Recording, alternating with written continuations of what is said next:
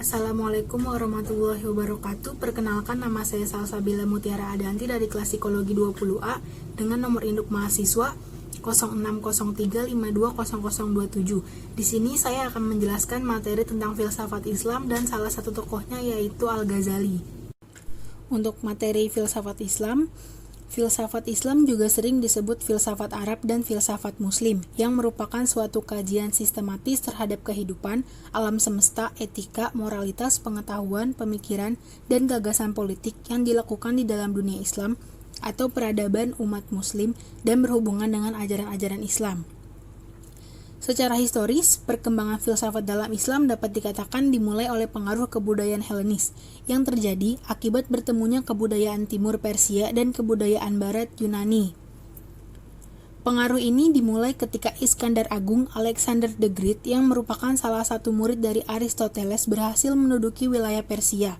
Alkulturasi kebudayaan ini mengakibatkan munculnya benih-benih kajian filsafat dalam masyarakat Muslim di kemudian hari. Selanjutnya, aktivitas yang berhubungan dengan kajian filsafat Islam kemudian berkurang pasca kematian Ibnu Rushd. Terdapat banyak pendapat yang menganggap Al-Ghazali sebagai sosok utama di balik kemunduran kajian filsafat Islam. Gagasan-gagasan Al-Ghazali yang diterbitkan dalam bukunya Tahafut al-Falasifa dipandang sebagai pelopor lahirnya kalangan Islam konservatif yang menolak kajian filsafat dalam Islam. Buku ini memuat kritik terhadap kajian filsafat yang ditawarkan oleh filsuf seperti Ibnu Sina dan Al-Farabi yang dianggap mulai menjauhi nilai-nilai keislaman. Namun pandangan ini kemudian menjadi perdebatan karena Al-Ghazali juga dikenal secara luas oleh pemikir-pemikir Islam sebagai seorang filsuf. Bahkan dalam pendahuluan di buku tersebut, Al-Ghazali menuliskan bahwasannya kaum fundamentalis adalah kaum yang beriman lewat contekan, yang menerima kebohongan tanpa verifikasi.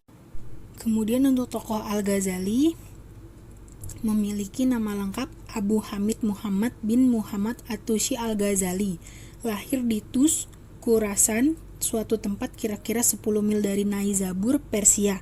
Tepatnya lahir pada tahun 450 Hijriah. Wafatnya pun di negeri kelahiran tersebut pada tahun 505 Hijriah. Di masa hidupnya, Al-Ghazali dikenal sebagai seorang ahli ketuhanan dan seorang filosof besar. Di samping itu juga masyhur sebagai seorang ahli fikih dan tasawuf yang tidak ada tandingannya di zaman itu. Al-Ghazali mengatakan bahwa manusia by nature adalah spiritual goodness atau suci fitrah. Konsep sentralnya, manusia memiliki dua watak dasar atau dual nature, baik dan buruk. Yang menentukan manusia baik atau tidaknya adalah keadaan spiritualnya.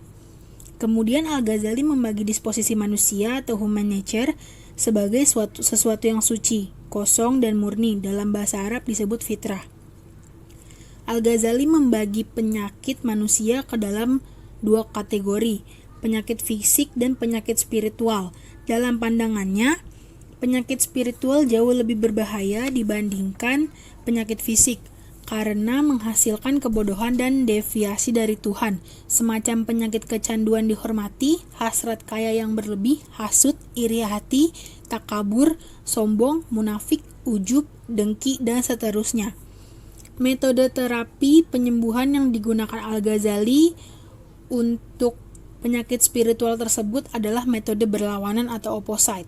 Misalnya, menyembuhkan kebodohan dengan belajar, menyembuhkan benci dengan cinta, menyembuhkan takabur dengan rendah hati.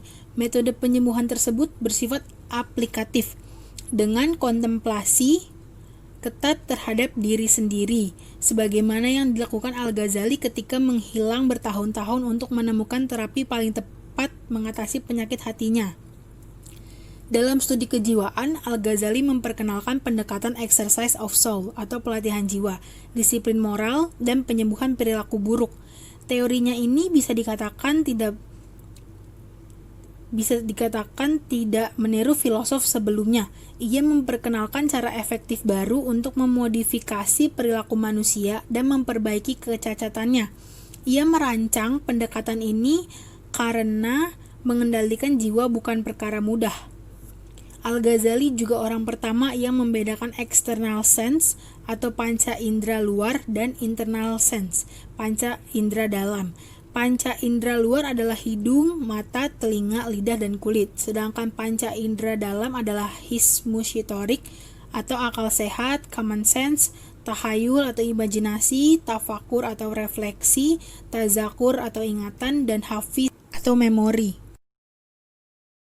Terima kasih untuk semuanya yang sudah menonton. Kurang lebihnya mohon maaf dan semoga materi ini bisa bermanfaat untuk kita semua. Assalamualaikum warahmatullahi wabarakatuh.